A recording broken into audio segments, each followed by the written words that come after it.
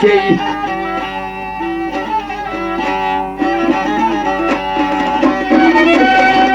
Kadın kiminle de gelmez de hillotune yanmaz şey.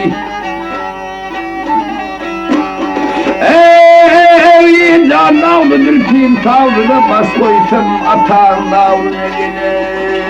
Yani koçkudu kurban yerine gel tutum atan hiç olmaz şey.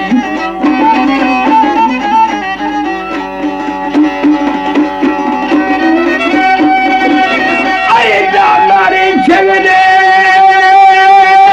gel şirin kendi dolmene sana belli.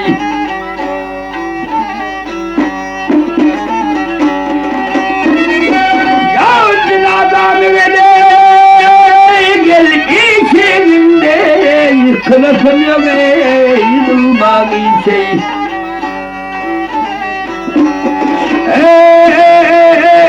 Sen oturken bulbul deyip kavrusuna kavrur koyup yani kapı kibile vay o da vay peymanami değil olmadı şey.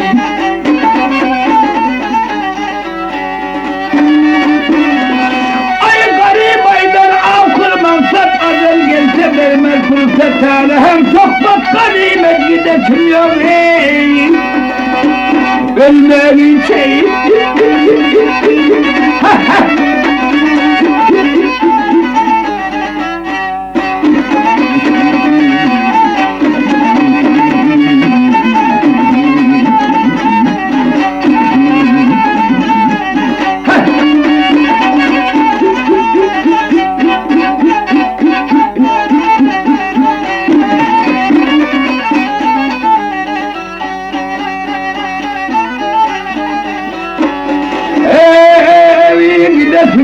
ölmeyin şey,